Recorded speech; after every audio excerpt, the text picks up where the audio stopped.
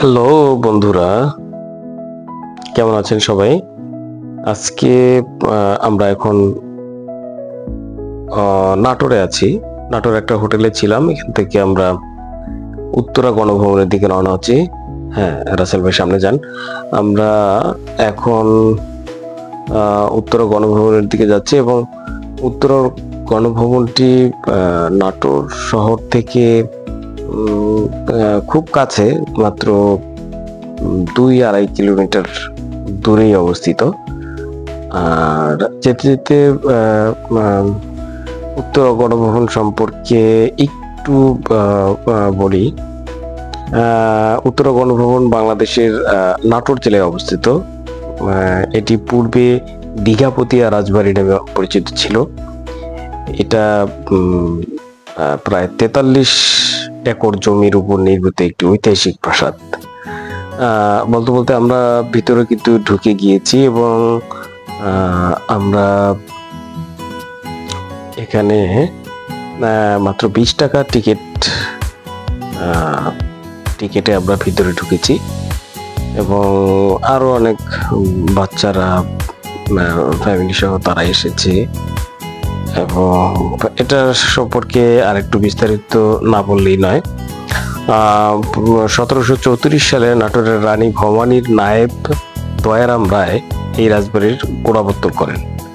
1897 সালে এক ভূমিকম্পে রাজবাড়িটি ধ্বংস হয়ে গেলে 1908 সালে এটি পুনরায় নির্মাণ করা হয়।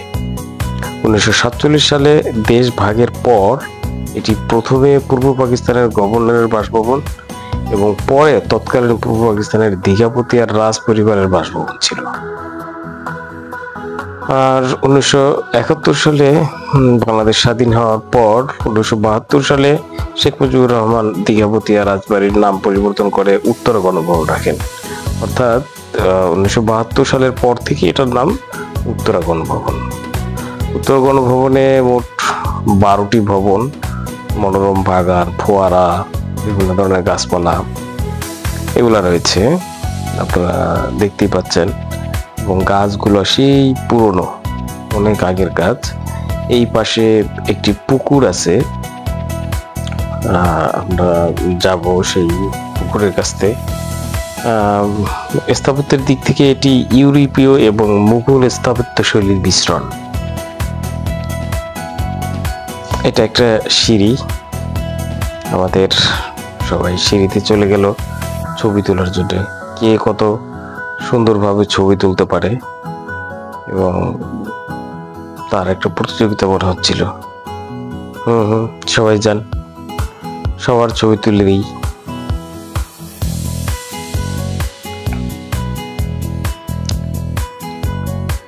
আমাদের ছবি তোলা শেষ। এখন আমরা ওই পুকুরটা আসলে দেখতে যাব। পুকুর না ঠিক, এটা চতুর্দিক দিয়ে আসলে এই যে দেখেন, এখান থেকে কিন্তু ওই রাজ পরিবারে যারা থাকতো এখান থেকে তারা এই পুকুরে গোসল করত এবং বাম পাশের এটা ছিল তাদের শৌচাগার। আর এখান থেকেও দেখেন যে সিঁড়ি ছিল এবং এটা ওই পাশে একটা ঘাট করা আছে, শান বাঁধানো ঘাট।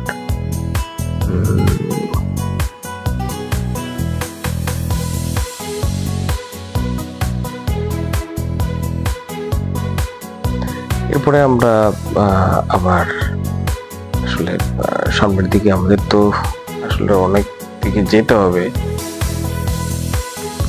তাই আমরা একটু এই পাশটা, গাছগুলো দেখেন কত সুন্দর। এছাড়া এই ভবনে কিন্তু ঐতিহাসিক নিদর্শন আর শিল্পকর্ম কিন্তু সংরক্ষিত গেছে ওই পাশের বিল্ডিংটাতে। আমরা এখানে সবাই আর একটু ছবি তুলে দিতাম। আর 2018 সালের 9 মার্চ উত্তরা গণভবনের পুরাতন ট্রেজারি ভবনে উত্তরা গণভবন সংগ্রহশালা স্থাপিত হয়।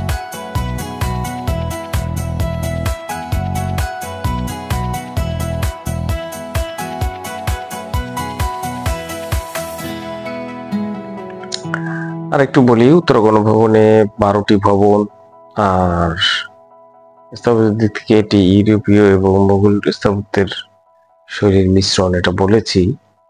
আর পিরামিড আকৃতির 4তলা প্রবেশদ্বারের চূড়ায় বিখ্যাত কোক অ্যান্ড টেটলি কোম্পানির তৈরি একটি ঘন্টা ঘড়ি স্থাপন করা হয়েছে।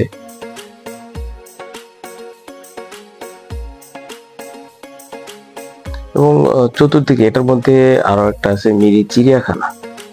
আপনারা আসলে এই রাস্তাটা আমার কাছে খুবই সুন্দর লাগে, এবং আমার হাঁটতেও বেশ ভালো লাগছিল, দেখার মতো সুন্দর, ছবি তোলার মতো।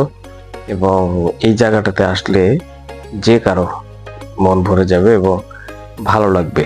আমাদের যেতে মনে চেয়েছিল না যে আরো কিছুক্ষণ থাকি, কিন্তু আমাদের এখান থেকে রাজশাহী যেতে হবে, তাই আমাদের বেরিয়ে পড়তে হলো। এবং আমরা আস্তে আস্তে বেরিয়ে যাচ্ছি।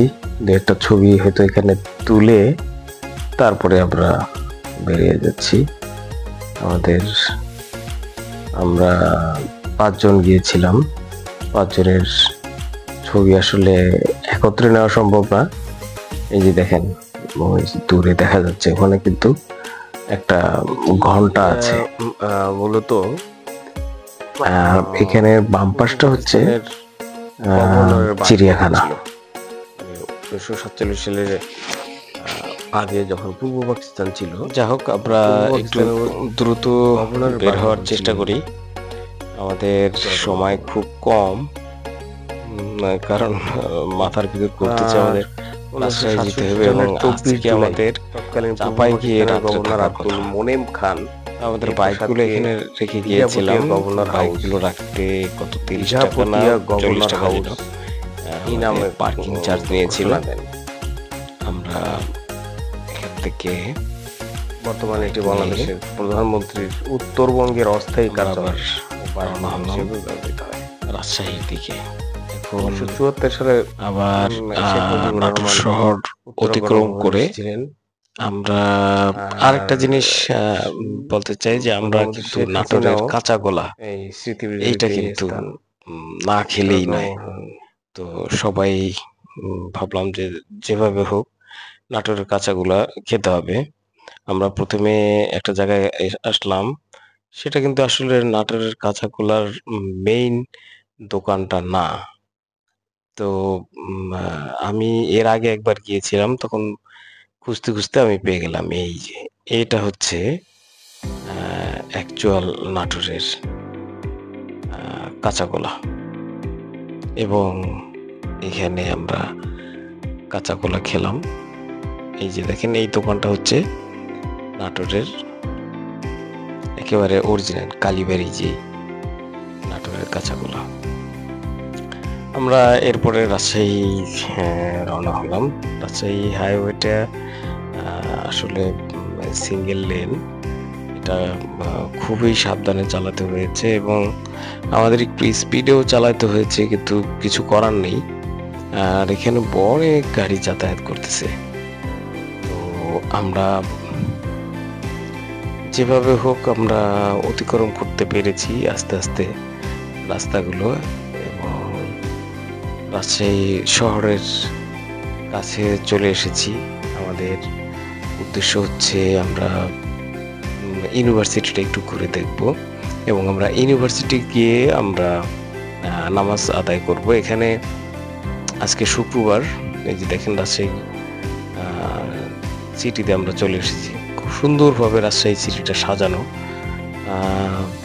লাইটিংগুলা দেখা যাচ্ছে, লাইটের পিলারগুলা দেখা যাচ্ছে, এবং রাস্তাগুলোও সুন্দর, অনেক বড়। আমি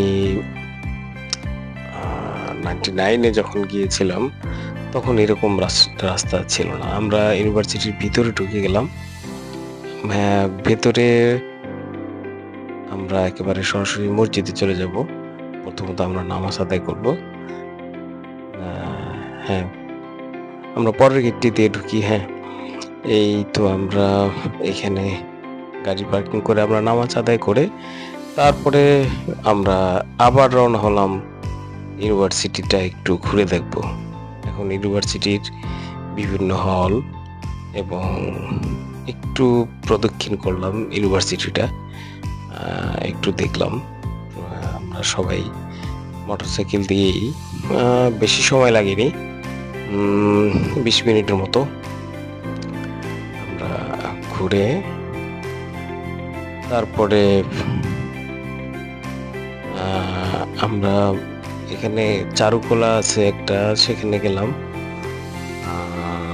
চারুকলাটা দেখে আমরা আবার বের হয়ে গেলাম। তারপরে দুপুরে খাবার খেয়েছি এক জায়গায়, সেখান থেকে এখন আমাদের গন্তব্য হচ্ছে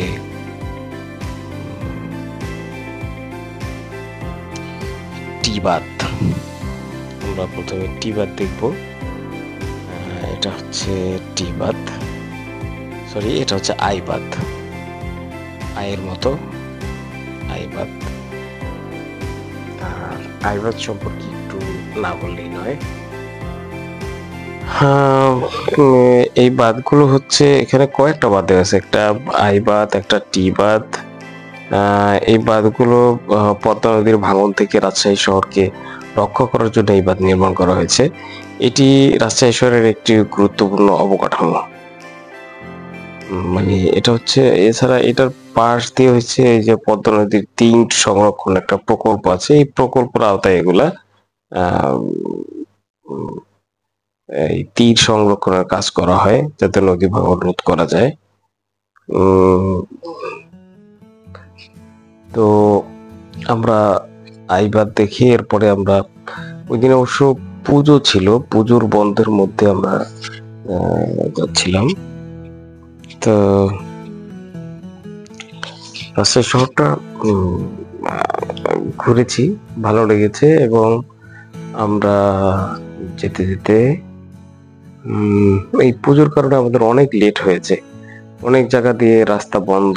আমরা চেয়েছিলাম এই শহর রক্ষার যে বাঁধটা আছে এই বাঁধের উপর দিয়ে দিয়ে যতদূর যাওয়া যায়, কিন্তু অনেক জায়গায় এই বাঁধের উপর দিয়ে দেখেন বাঁশ দিয়ে রাখছে, তারপরে অনেক জায়গায় রাস্তা আটকানো, যে কারণে আমাদের আবার ঘুরে যেতে হলো। আমাদের অনেক সময় ব্যয় হয়েছে।